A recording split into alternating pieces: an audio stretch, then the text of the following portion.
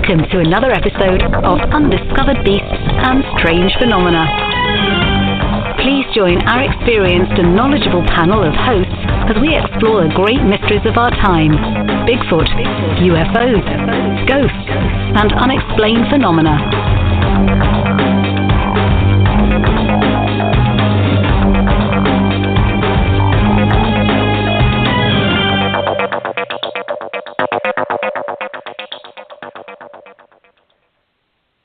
Good evening, everyone, and welcome to our show tonight. It's our privilege, and I don't normally use that word, but I'm going to use it in the context of this particular gentleman, to welcome Cliff Barackman to the show. Cliff is not only a TV star of the highly successful show Finding Bigfoot, which had many seasons. I will just touch on that very briefly later on. But most importantly, he's an adept woodsman and tracker. And the thing that you realize when you meet Cliff is that this subject, the subject of Bigfoot or Sasquatch or whatever you want to call it, is not a trite, fly-by-night subject for Cliff. This is something that Cliff passionately believes in and cares about deeply. And he is somebody who I would regard as being more of an intellectual in relation to his approach to it. Now, I first met Cliff many years ago. I can't exactly remember how many years ago, in the virtual sense, on a radio show. And then I was impressed by Cliff and his knowledge and determination to answer questions about what the nature of Bigfoot might be and to gather scientific evidence in relation to it. And since then, obviously, he went on to be famous and successful on his show. So it's my great pleasure to welcome Cliff tonight. Cliff, how are you? I'm doing great. Thank you for having me on, Adam. It's good to hang out with you again. We don't hang out enough. No, we don't actually. And now I live in San Diego, and for me, I'm traveling all over, so it's actually pretty easy for me to just get on a flight. I need to sort it out and see you soon. Yeah. Well, yeah. Compared to where you used to live, though, I mean, it's a half a world closer. So we have no excuse anymore except for laziness or being busy, I guess, which is probably the case for both of us. Yeah, that's true, but we can rectify that for sure. Now, yeah, I what hope have you so. been doing? We will. I promise you. And we'll have some of those offline conversations over the next few weeks. I'll make a point of calling you. What have you been up to since the show ended? Since Finding Bigfoot ended? Well, well, here's the deal. Like Finding Bigfoot, we filmed last spring. I think it was as April turned into May, if I remember right. I'm not exactly sure. But anyway, spring of 2017. And the network has been sitting on these last two episodes all this time because, I mean, they're fantastic. I've seen them. I've seen them twice, actually.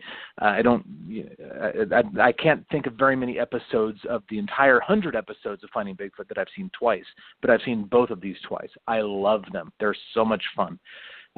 So those are actually going to be released on, I think it's Animal Planet. A little bit later in May here, so just a few weeks away. Yeah. I'm so unsure is that I've gotten a bunch of emails from the network in the last couple months or whatever, and I believe the Travel Channel, which is also owned by the same parent company, Discovery Communications, the Travel Channel, I believe, has bought all of our reruns. So they're going to start pushing our reruns. I want to say that's on Fridays because I don't even know. I don't even have cable, But I believe that the new ones are going to be on Animal Planet. But gosh, I could be totally wrong about that. Anybody who's listening and wants to see the last episodes of Finding Bigfoot, I recommend you go to Animal Planet's website and check it out and get the information directly from them. So to answer your question more directly, though, even though Finding Bigfoot hasn't quite done because there's new stuff that's going to be aired this month. We haven't really filmed much or anything really since last summer because of course we went to Northern California back to Bluff Creek to celebrate the 50th anniversary of the Patterson-Gimlin film, which is all year long. It happened to be on October 20th, 2017, but really, as far as I'm concerned, this is a year of celebration, and we have until October 20th, 2018. So we filmed up there last spring, I guess, and then we went back and did pickup shots during the summer. So I've been doing a little bit of filming and a whole lot of goofing around mostly. And, of course, goofing around for me luckily entails work as well. Since we're not filming, and I am technically jobless, I guess, or self-employed would be a better way to do it, I've been picking up whatever jobs.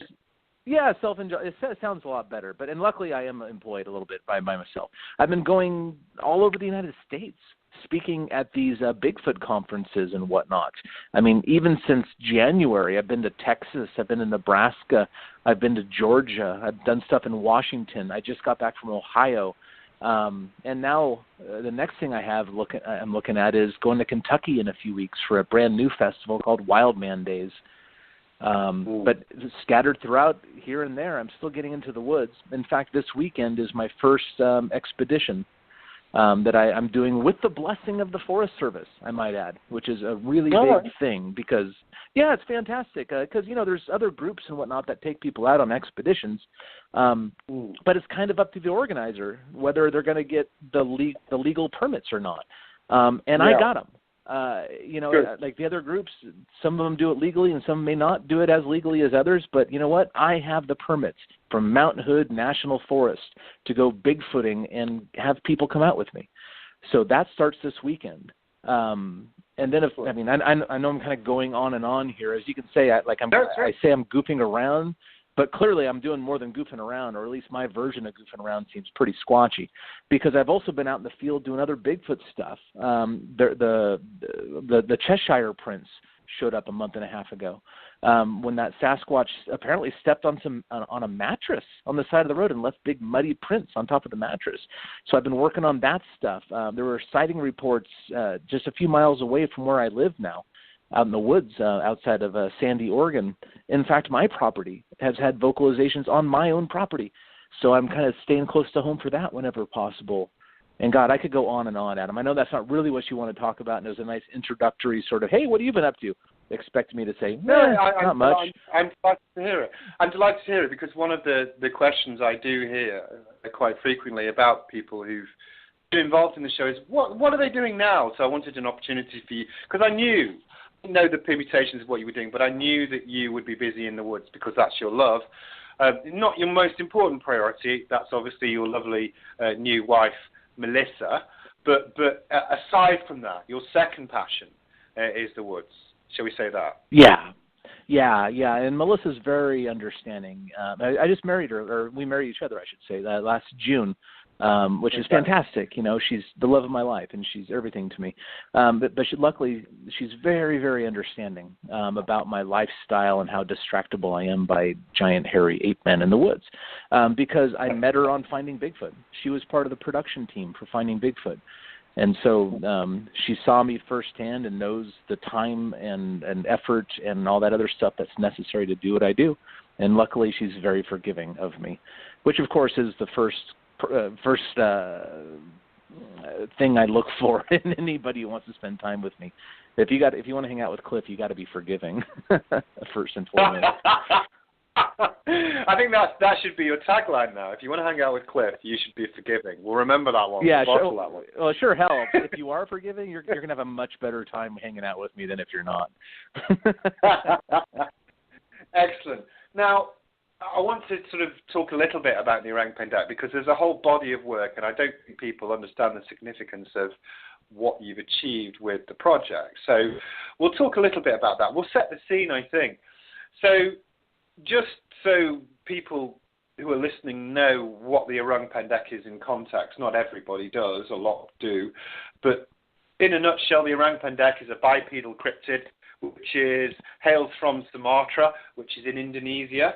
And most specifically, when Cliff focused in on an area, he's basically working in an area in the west of Sumatra, around an extinct, not quite extinct, actually it's been a little bit more active recently, Gunung 7 volcano. And Cliff went there as part of a show. Now, the story of the Orang Pendek goes back hundreds of years, allegedly as a starting point with Marco Polo in 1292, who described seeing men, or small hairy men who made clicking sounds as they moved. And there's been numerous accounts over many centuries, not just from people native to the area, but also Dutch explorers, Western observers, a number of people, and it's often regarded as one of the most credible of the cryptids. So Cliff finds himself investigating it as part of the Finding Bigfoot show. And was that the first time you'd been out of North America doing that sort of investigation, Cliff, or had you done anything previously? Let's see. North America. I've been to Canada, but that's obviously in North America. I guess technically, kind of is the way I'd answer that, because that particular episode, when we flew to Sumatra, we actually flew to Sumatra from Australia. But that trip that had those two foreign locations, that was my first foray into another continent, looking for any sort of relict hominid of any sort. So that was the second leg of my first trip abroad to look for such things. And you'd never been in, obviously, answering the question, you'd never been in a jungle environment before. No, I never have, and that was really something. And of course, that part of the pleasure of that, of course, is that, like Adam, I mean, it's kind of weird for you to be interviewing me about Orang Pendek, because I kind of view you as like someone that I looked up to before I started looking into the Orang Pendek more deeply. So it's kind of ironic to me that you're talking to me about it, because I figured like I should be running this interview talking to you, frankly. But I was so excited to go to. That is very intriguing to me, and even though I had met you, I didn't even meet you in person. We did a radio show together at one point. I think it was you, me, and wasn't it like Linda Godfrey, the dog man lady or something? Wasn't it like us three or something? Memory than me. Well, I remember it's so strange because I was actually out Bigfooting at the time, and I had to pull in.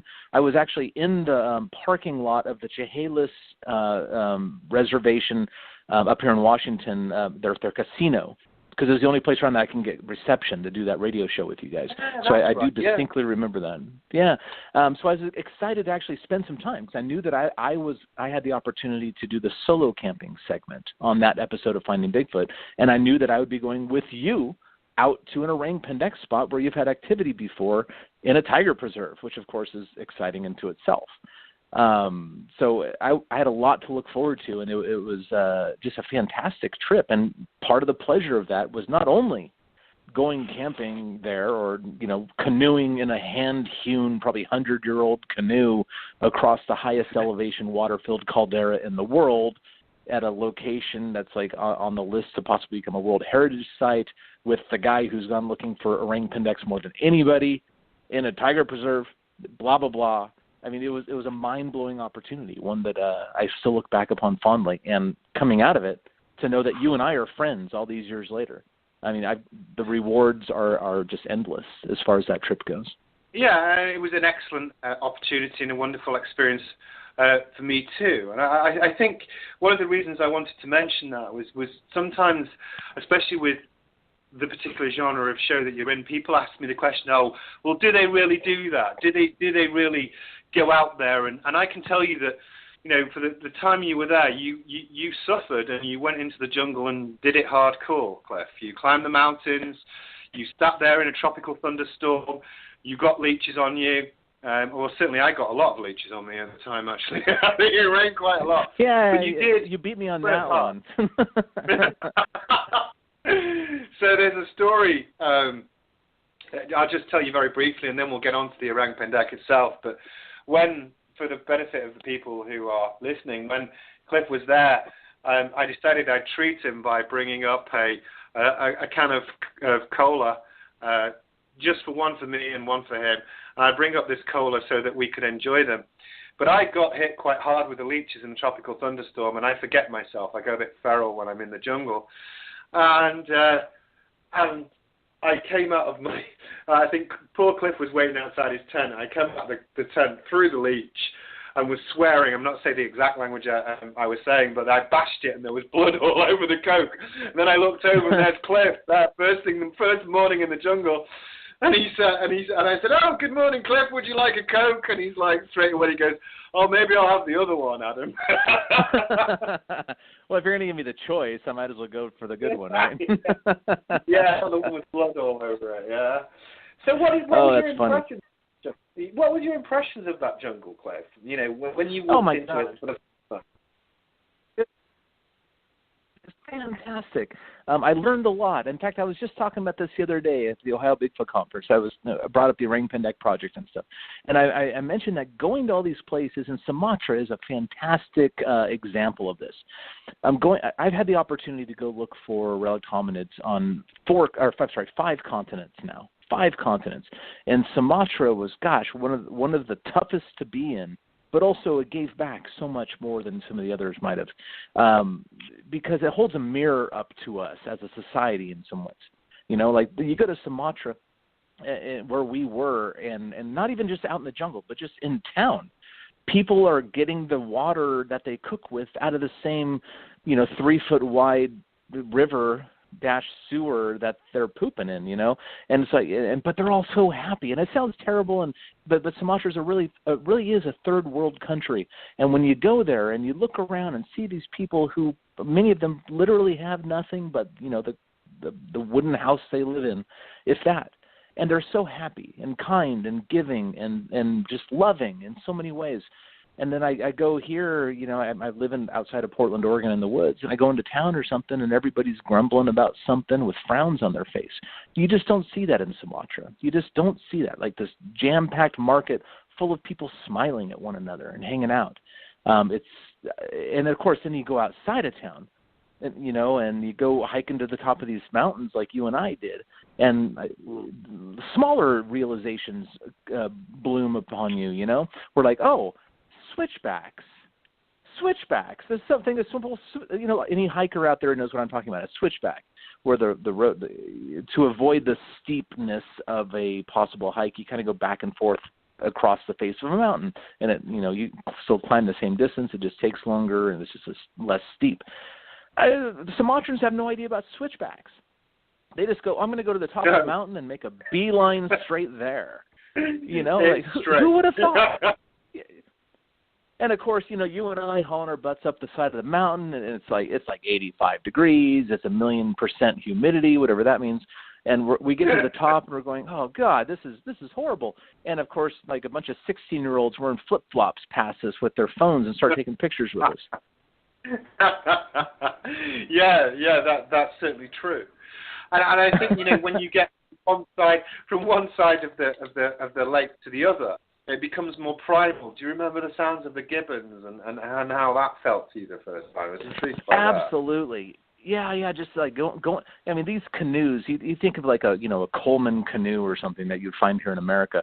These canoes, they have the side. Well, they're hewn out of giant logs, like hand hewn out of giant logs, and you're getting paddled across, and there's about 2 or 3. It's about 3 or 4 inches between the surface of the water and the top of the canoe that you're sitting in, going across this lake, and you just picture like this Jurassic sort of Park scenario. Anything could be living in that lake. Turns out just mostly little tiny fish that don't taste very good with chili live in that lake, but anything could be in there. Do you remember what you said? Do you remember what you said about the fish? It was like, screw those chili mudfish. They taste disgusting. Because I said you've got to try it. Yeah. I'm not so sure I said screw, though, because at that point, but anyway, I might have said something perhaps a little bit harsher. But getting to the others, go ahead. No, I was going to say, for the benefit of the audience, I've said screw. You did actually say a different word, but we won't. Yeah. Go on, hurry up. Yeah. Oh yeah, but getting to the other side of the lake, and just watching the people. Obviously, we had porters out there because the network would never let me go camping, or you go camping in a tiger preserve without anyone else, right? So we get over there, and then all the the guys who were out there with us, our local guides, all they really brought were a couple tarps and their parangs, which are like these machete sort of things. And we get there, and they start leveling out the area and hacking up some trees. They make everything they or we need. It was just amazing watching these people go. And of course, they know everything in the woods. Oh, which, of course, brings up, like the Orang Pendek thing for finding Bigfoot. It was fun. It was cool. I got to know you. I got to know these other people and stuff. But something that's nearly always overlooked is that you and I have obtained the only purported vocalization recording of an Orang Pendek. The only one out there. And we got that on that show. Well, I mean, and that's an important point, because one of the next things I was going to come on to, you absolutely is obviously you were there in the jungle and you were inspired ultimately to set up and fund the Orang Pendek project. So let's go through what persuaded you on the basis of being in Sumatra with me doing that filming. What persuaded you to want to set it up? And let's talk about the vocalization and any other evidence that you may eyewitnesses. What was it about it, Cliff, that made you think, I want to take this one step further? Well, as far as setting up the Orang Pendek project, that was pretty simple, because my philosophy has always been, empower the locals. Whether you're talking about Sumatra, halfway across the world, or I'm talking about people up on the Olympic Peninsula in Washington, because now imagine I've been on Finding Bigfoot for 8 years or however long it's been, 100 episodes. We have millions of viewers. I get a lot of emails, as you can imagine, and there's a certain number of them that are represented more or less like this. Hey, Cliff, I heard knocks back in 2003 in the hollow by my cousin's house. You got to come out here. That's the theme for many emails I get, right? And, of course, these people are excited, and they'd heard possibly a Bigfoot, and they want me to come and validate, I think, what they have seen. And, of course, I can't do that. I don't know what happened in 2003 or whatever. I have no idea. But they want me to participate in their thing. And I try to turn it around and say, you know what, that's your spot. Let me know what you find. And I think that's the best thing you can possibly do with Bigfoot witnesses unless they're really close to where you live. Because no one wants to go driving 4 or 5 hours to go to a Bigfoot spot every weekend, right? Okay, well, let me know what you find. And also, here's the thing, it's like the what is that, the Heisenberg or whatever, the uncertainty principle, where the more you monitor a situation, the more it changes. It's a quantum physics idea. But it works for Bigfoot too, because I know that when researchers come to a spot that Bigfoots are, and those Bigfoots aren't used to those researchers, they change their behaviors, So there may be a property where these Bigfoots feel pretty comfortable with the property owners. Some people like to call them habituations. I don't like that term personally because it has too much baggage associated with it. I like long-term witnesses myself. But these people, these so-called habituators or whatever, they say, oh, they're always around, they're always doing, and somebody shows up. Well, it changes everything. The Bigfoots aren't stupid. They recognize that. So what you do is you empower the people who live there to collect their own evidence and hopefully share it with you. And that's my philosophy for Bigfoot here in the United States.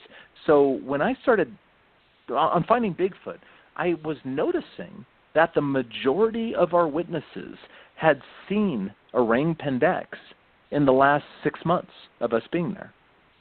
Previous 6 months of us being there. And I'm thinking, well, that's not even true on Finding Bigfoot. Many times we're talking to witnesses who saw them a year or 3 years ago or 5 years ago. It's not like the last 6 months. And I started thinking, maybe people are seeing these things a lot more than I realize, and maybe they should be empowered to collect some evidence, and I can help them out with that. And so I did that. I kind of kept in contact with Jonisa and Dali, two of the folks that we worked with over there, and I said, hey, if you hear about a sighting, let me know, and then, I'll subsidize your time because they're farmers or trackers or whatever they're doing. I'll pay you for your day and go check it out, because almost no evidence existed for these things. There was that footprint that you guys got. What was that, in 2001 or 2003? There was a kind of a wonky looking footprint that Debbie Martyr got. 2001 that was. Yeah. 2001. Okay, yeah, I can always get that mixed up. There's that other one that Debbie Martyr got, but there's no real good documentation on that. There's a picture of it in the book, Images of the Southeast Asian Wild Man, and that's really about it. Maybe there's something else that you guys got at some point, but it's kind of ambiguous. No one's quite sure what it is. And I'm thinking, you know what? We can do better than this. If they're seeing these things this often, we can do better than this. So I talked to the guys, and, I sent them a camera. I bought them a camera and sent it over to them, which in itself was a huge pain. Sending anything to Sumatra is a huge pain and expensive. Yeah, but true. So I think we were there. I don't remember when we were there, like April or something. But by the time I got this going, it was the following September or something, and we got the first hit. Like I said, yeah, you hear about something, go check it out for me and take some pictures. And we got the first hit in December, and we got excellent photographs of footprints in the ground. And then I said, "Oh, that's great. Did you cast them?" They go, "No, I didn't know you want me to do that." It's like, oh gosh, because there's a certain there's a certain language barrier, going on. So that's when you involve me. Help me be more specific in relation. Yeah. Oh yeah. You were with me all the way. I was constantly emailing you for help and advice and things like that. And because Jonissa, as excellent a tracker as he is, he doesn't speak English well, and he's more or less illiterate. I don't expect a lot of emails from him. Dally, who's maybe not as good of a tracker, but he's very literate and he's very capable. He became my go-to guy for the most part.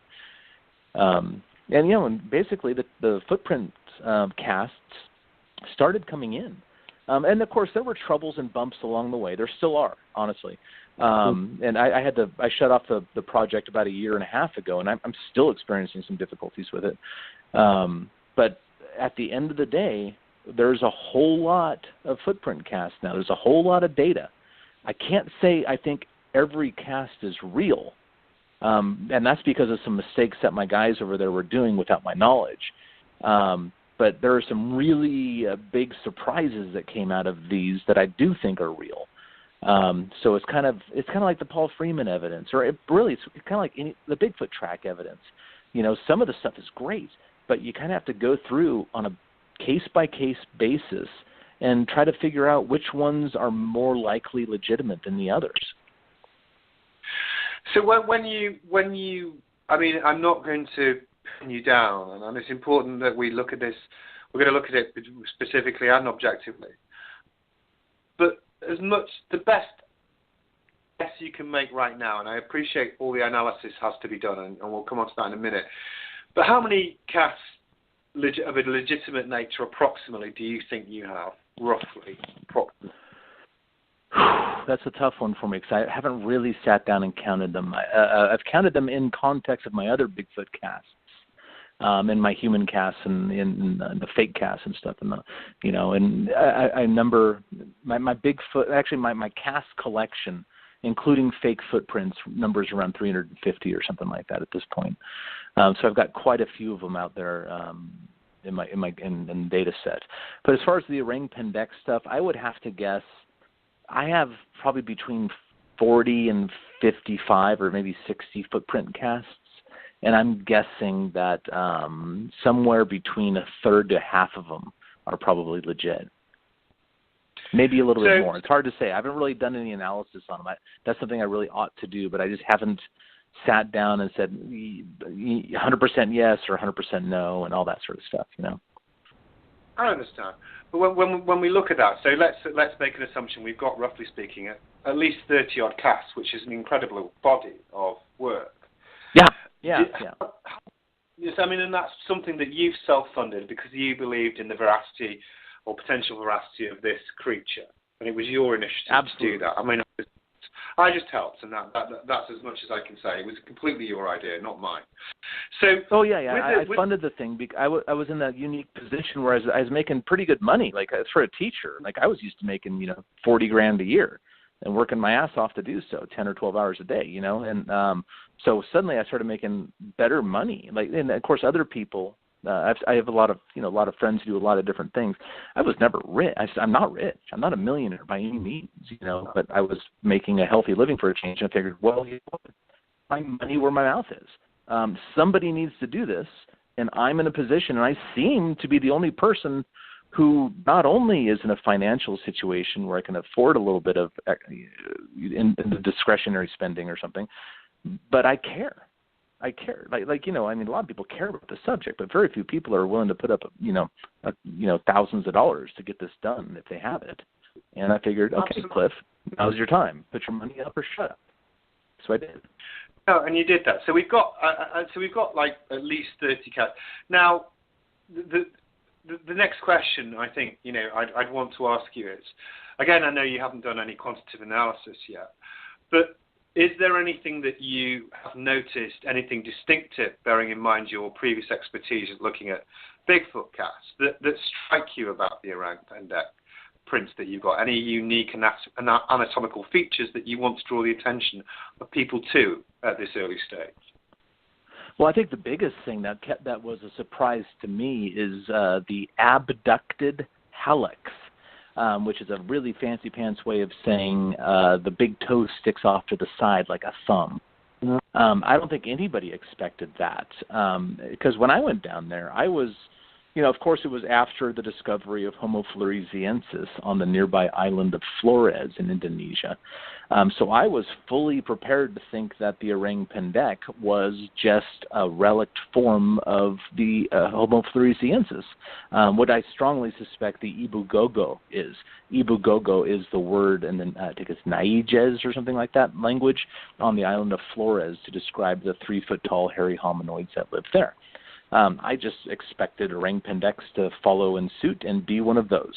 But lo and behold, it's not. It's not even close.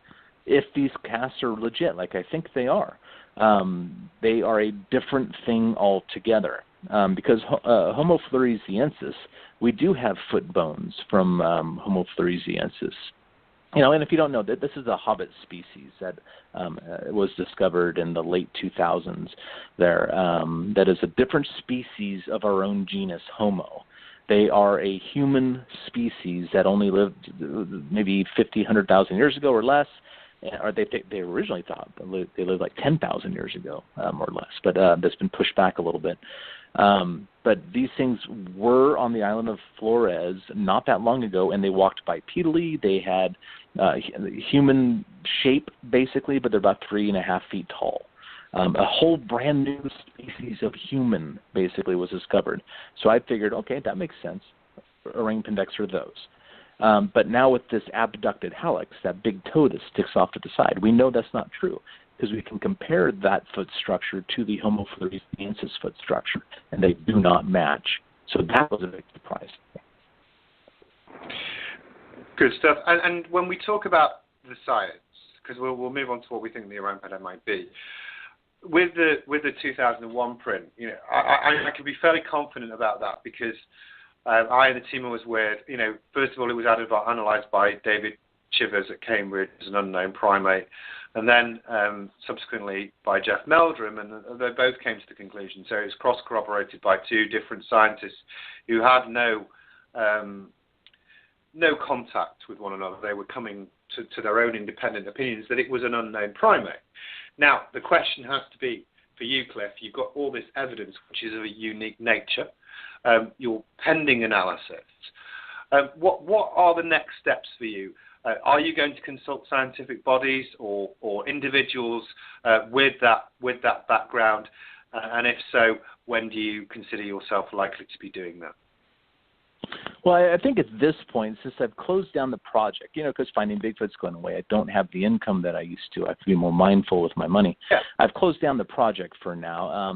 Dally still has casts that I have bought and paid for, and I don't have yet. He's had them for over a year and a half, and I don't know if I'll ever see him or not. But what I plan on doing is getting those at some point, or I hope to at least. In fact, I got an email about that today. Some other guy went over there, and he's hanging out with Dally, I guess, this week and whatever else. And I said, hey, remind him about my cast. Get him over to me. Once I get the entire data set together, the first thing I want to do is go through and look at them very closely with a very skeptical eye, and then eliminate the ones that are too congruent. Because one of the things that's kind of tipped me out, there are two big red flags with some of these casts. I don't think all of them are real. And I'm sure some people in the audience are aghast about that or whatever. But the fact is, science is kind of cool, because science is one of those fields where if you prove yourself wrong, you're a hero. And I'm not trying to be a hero, but I am trying to do good science. And I did that with the London casts, for example. I proved the London casts are, in fact, fake. And I thought they were real for like a year until I actually got down deep into them. So that time has now come for my Orang Pendek stuff. I need to get down deep into these things and then look at the ones that are too similar to one another, or have an almost sort of divots and whatever else that repeat footprint to footprint, and then eliminate the stuff that looks like bunk to me. And I will use some of the same criteria that I used for the London cast, for example. One of the big red flags with fake casts is that there is no horizontal toe differentiation. In other words, like the toes seem to be in the same position, foot to foot to foot. And of course, it's one thing to have one footprint from a line, but I instructed my guys to actually take several footprints from the same line, and then I have about 4 or 5 different circumstances where this is the case. So those should be easiest to determine. I'm looking for horizontal toe splay, basically, not depth, because that can be hoaxed more easily, as I found out. But the horizontal stuff is really hard to fake, especially for folks who don't know much about footprints and the primate foot morphology. And then after that, what I intend to do is I have every communication between Dali and Jonisa and you and I and the whole deal from the very, very beginning. I want to put together a book that details this journey that I've been on through the Orang Pendek project, from its very inception to its conclusion at the end. Now, to do that, I need a little bit of help from some scientists who are looking at some hairs that I thought were interesting, and whatever else. Or if I just lose patience, then I just publish their names and say, yeah, I sent them this 3 years ago and they never got back to me. It's up to them, I guess. But either way, hopefully in the next year or two, I can put together all this information in one spot and then publish it. Just like, here's the raw data, here's my analysis and my conclusions, and here's photographs of every single one of these footprints in case you're wondering what they're about. And I think that would be a really neat book, and one that has never been seen before, especially about the Southeast Asian hominoids like Orang Pendeks. See, that's what I'm pushing you towards as well. That's why, because I think it would be I think it would be an excellent piece of research. So let's just clarify what you have potentially got. So, in the body of this project that you paid for, but can't pay for anymore because you're not doing TV right now. So you've self-funded this, entirely self-funded. It's basically field research done by Sumatran locals. Now within it, you've gathered a number of casts, but let's say 30 to 35 may be genuine. That needs analysis. You've also got hair samples which need to be analysed, and you've got this vocalization which you have talked about. So you've got a big body of evidence, and a lot of this evidence can actually be seen on a website right now, the Orang Pendek project website. People just have to go into to your normal Cliff Barackman stuff, and they can see this as a separate entity. But this analysis, this quantitative analysis, needs to be done, and that would be something really unique, Cliff. It would be something really unique, and as a body of cryptozoological research, that amount of evidence of a specific cryptid, which can be independently and objectively analysed, has never been gathered before. So if you were to publish this, and I'm encouraging you as vigorously as I can in public now, then that would be an important legacy, not just for you as an individual, but for the cryptozoological community. What do you think? Yeah. I totally agree with that. I guess the only hesitation in there is the things that I think are hoaxed in there. Because, at the end of the day, man, no matter if we're talking Bigfoot or Orang Pendeks, there always seems to be a couple, like a turd in the jacuzzi. Cool. That's my metaphor for it. It's like, okay, well, you have all this body of evidence, and there's a lot of interesting, valuable stuff that's never been gathered and probably legitimate, but then there's a couple of these fake things floating around in there, like a turd in the jacuzzi. You can still go in the jacuzzi. The water is warm. It feels good, but no one's going in because there's a turd. And that's what these fakes do to it, I think, and I love the analogy, and I'm going very jacuzzi with the term, just like you. But I think, in some ways, what I'd encourage you to do is you'll be able to see beyond that. And if you get the casts objectively analysed and or the hair analysed, because that can't be faked, then you can move away from that and publish conclusions. And if you do that differentiation, that increases respect for you. I mean, not that you need any more, but that is an important piece of research, because what you have then is a primate in an ever-decreasing jungle environment that it can't not benefit from that body of work being published, with the very important caveat that you've just mentioned being recognised. Yeah, there's turds in the jacuzzi. Be careful. Yeah. Clean the jacuzzi out, Cliff, and move on is what I'm saying. Oh, yeah. And you know what's probably that hasn't – one of the neat, like really cool things, like probably to me, the Orang Pendek stuff was awesome. And I was super stoked when the stuff started coming in and it was looking good and it passed the Meldrum test and the whole deal. But, you know, one of the big surprises, and just beyond the abducted helix or whatever that we mentioned earlier, when the guys started looking into stuff in other parts of Sumatra, and then footprints came in from something I had never heard of before. They were looking in a different part of Sumatra, I think even further west, therefore further north, if I remember right. And they said, yeah, there's these big ones up here, and they call them orangutangs. And we got 4 footprints from it in one track line. And I went, what? Like, how is Dally telling me about something I've never heard of before? Because, you know, I'm Mr. Bigfoot or whatever in my own mind, right? So I'm thinking, what? So I actually had to do some digging, and sure enough, Ivan Sanderson wrote in his book about an orangutan, G-A-D-A-N-G. I'd never heard of the thing before, and Dally hadn't either. But yet he went out and somebody said, yeah, they're called orangutans around here. They're bigger. And we have 4 footprints from the same track line of one individual, and they're all very different than one another, which is really interesting. And some of them looked very wonky to me, like why is it in that shape? But it was Dr. Esteban Sarmiento, who was visiting my home in Portland, Oregon, and I showed him these things. So, yeah, but look at this one. It's all spread out and big with the big wide toes, and it looks like those other things that leave footprints up in Malaysia, you know, on the other side of the water there, north of Sumatra. Those strange-looking Bigfoot things. And then and he said, but look at these. They're all, like, curved on the side and whatnot. And, you know, I don't know if you know Esteban very well, but he goes, well, you know, like this right here is very interesting because orangutans, they walk on the outside of their foot, like kind of curled like that. And that's what that reminds me of. I'm thinking, oh, how interesting is that, you know? Because, you know, they also have abducted helixes that to the side like a thumb, like an orangutan would. It's like, well, wouldn't that be interesting that they might develop the same sort of walking thing, especially if they were, say, 30 to 60% of the time arboreal, you know, which is what some of the sighting reports kind of indicate, that they're up in trees a lot.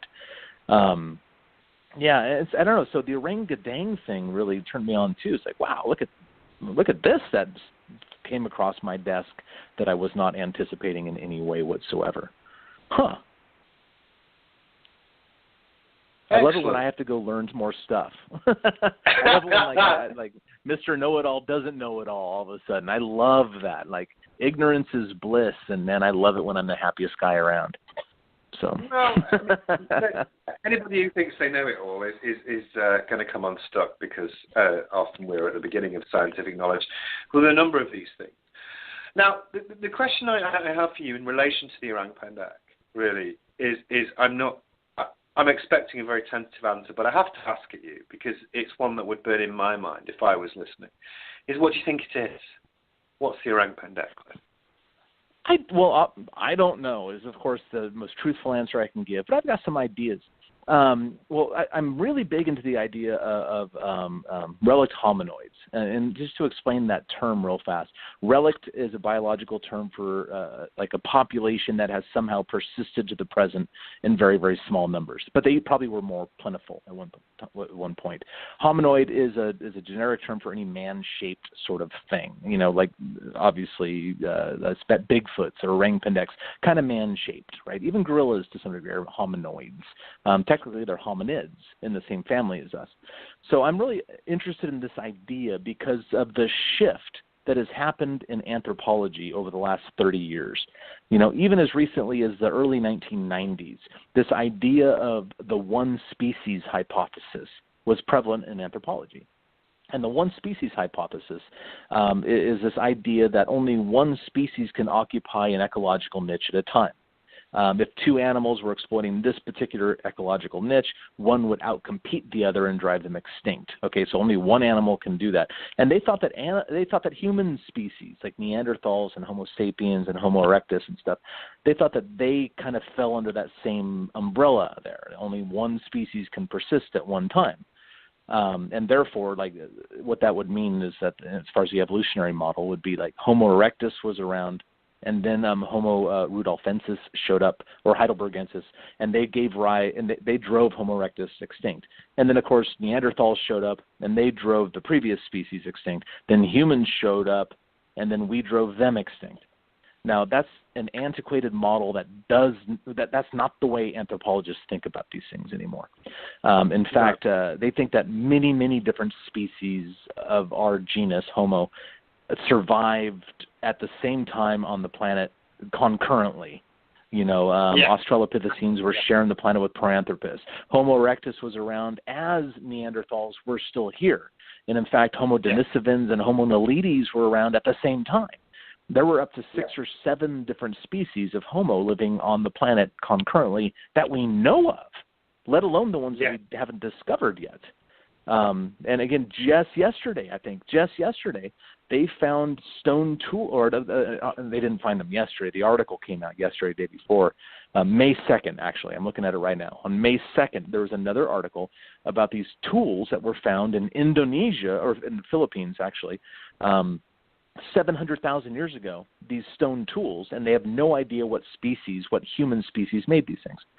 So all sorts of different human species were around on the planet at once. Some of them have persisted to the present day, like Sasquatches, or the 2 different kinds of hominoid yetis, or Orang Pendeks, Ibugogo, or the Yowie of Australia, the Yeren of China, that sort of thing.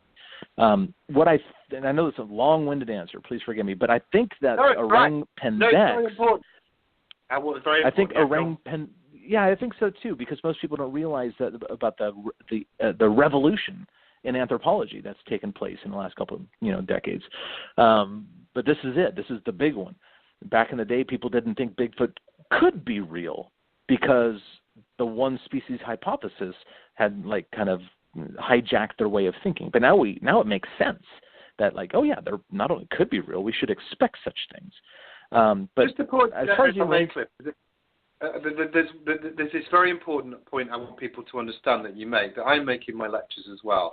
So just to be very, very clear, to distill the one point that I want people to understand there, Cliff made this very important point, was this: at least six or seven, but probably more different types of Homo were around at the same time. Yeah, not just one or Neanderthal. And that's what a lot of people don't understand. And we really don't know the diversity of just how many were out there.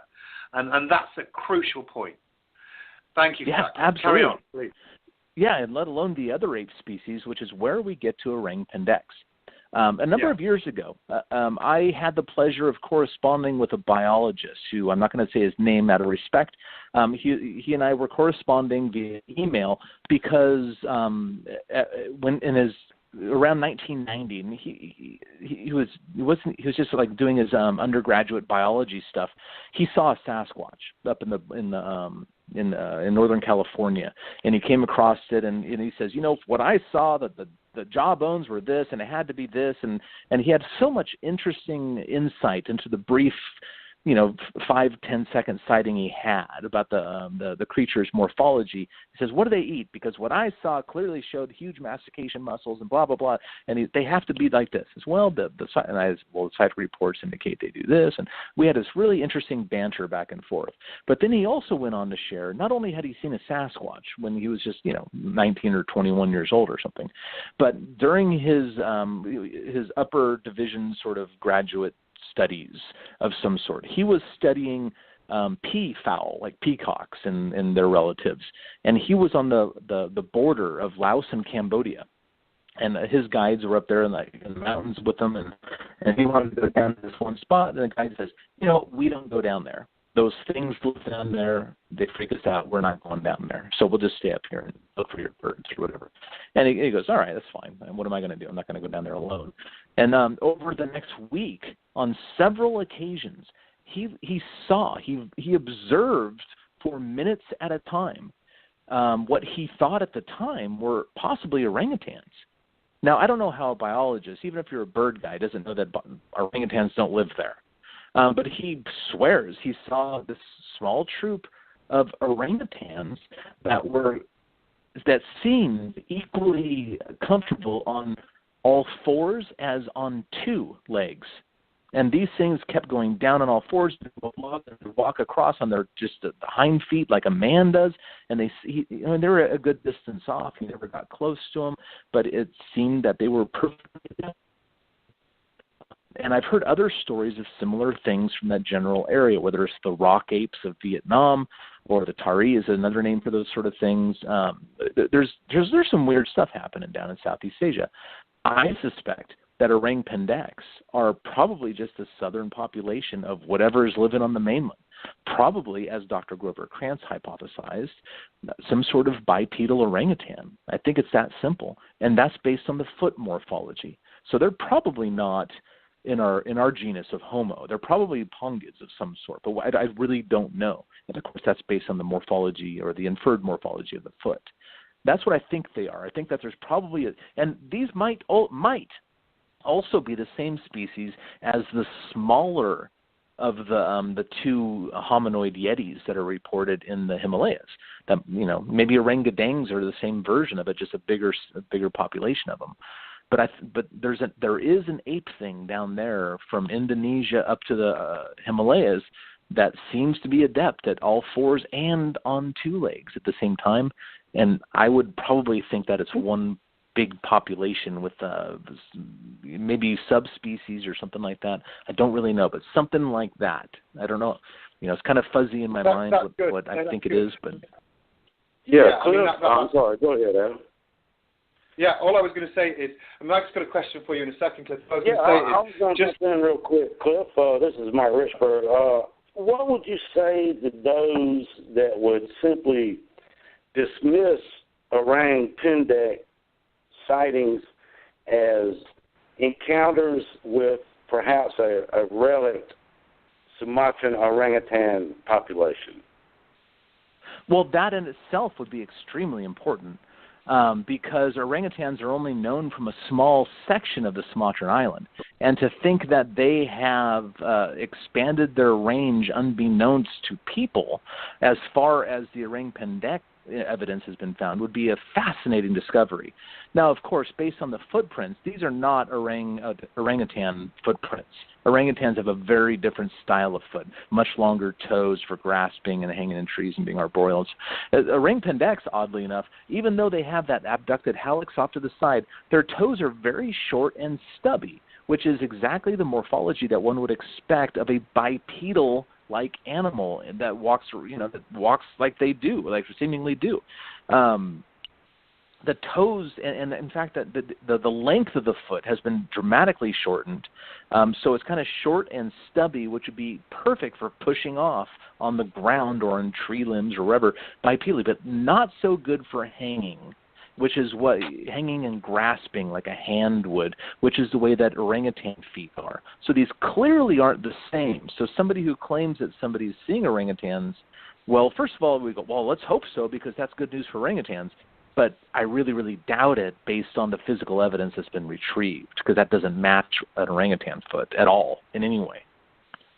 Well, in addition to that, Cliff, quickly, when most Orang Pendek sightings are reported, indeed, are they sighted on the ground, walking bipedally? Most, but not all. But sometimes they're up in trees walking bipedally, which I think is interesting. But yeah, and orangutans, of course, can walk bipedally, but they're a little bit more cumbersome on the ground and whatnot. These Orang Pendeks, they seem to run very fleet-footedly. They're very, very quick animals, very adept at the way they move. So, yeah, not the same thing. I think it'd be hard to confuse the two if one was familiar with orangutans. I understand. Thank you very much. You're welcome. Thank you, Mike. I think some of the points you raised there, just to add a little, if I may, to some of those points. I mean, the first thing is that orangutans are not native and not known to that particular area of Sumatra. So if they were seen there, as you rightly said, they'd be very important.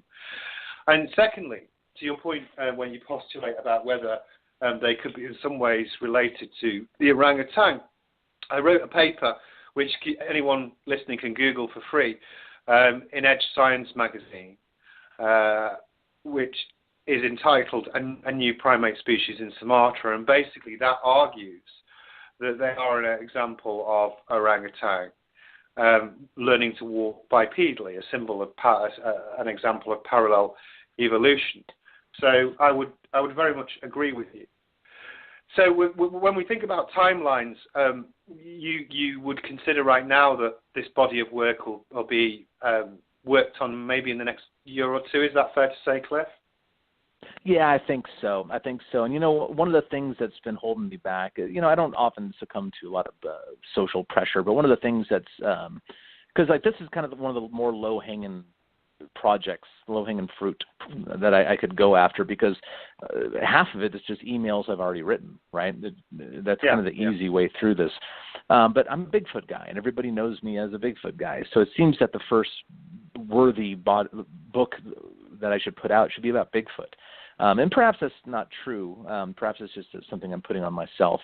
But I've got about 3 or 4, maybe even 5 book projects that I'm eyeing at the moment, trying to figure out, okay, well, which one do I do? And, it's like when you stare at a messy room and you just never start because you don't know where to start. That's kind of where I've been for a while, when I've got that and Bigfoot Road Trip and all these other jobs that I'm doing and expeditions and, things that distract me. I'm infinitely distractible, unfortunately. So when we talk, obviously we haven't got that long left. So you mentioned about these expeditions. Are they paid expeditions that people can go on? I mean, how do people go on an expedition with Cliff Barackman? Oh, yeah. Well, other groups bring people out for money and stuff, and I'm looking for jobs basically, and so people kept offering, do you run these trips? Can I give you money and take me out? And before I was always, well, you know what? Technically, that's illegal. To make money off of public land without a permit is illegal. A lot of people don't realize that, and a lot of people have been on expeditions that were probably not totally legal, honestly. Some Olympic project gets away with it because, they run on private land. Some of the BFRO stuff is on private land. Some of it isn't, and it's really up to the organizers whether they want to get permits or not, or even if they're aware they need permits. I don't know. I'm not in the group, so it doesn't matter. But I decided, you know what? I want to get a permit because I want everyone in Mountain Hood National Forest, everybody on the payroll, I want them to know that Cliff, the guy from TV, is looking for Bigfoot and doing it legally. And that way, when they hear something fresh, they can contact me. And I think that's huge. Especially, and check this out. This is very interesting. A friend of mine was working at the Clackamas River Ranger Station and as an unpaid intern a number of years ago. And this person is running papers on the Xerox machine. And, next to every Xerox machine is the obligatory recycle bin. On top of the recycling bin, unbeknownst to this person until they were there, it was a questionnaire for firefighters who had seen Sasquatches. And they were asking for reports on Mount Hood National Forest stationery. This is legitimate. This is the real deal. I've seen photographs of this piece of paper. So Mount Hood National Forest, at least the Clackamas Station apparently, might have a database, or at least somebody there who at that time was working, who might have they may have a database of Bigfoot stuff. Well, I want to help. What can I do to help out with that? How can I participate in this in any way? How can I participate on the federal level of gathering Bigfoot reports, or at least sharing some? And I figured a really good way to do that is, giving them tax dollars by running trips on their land.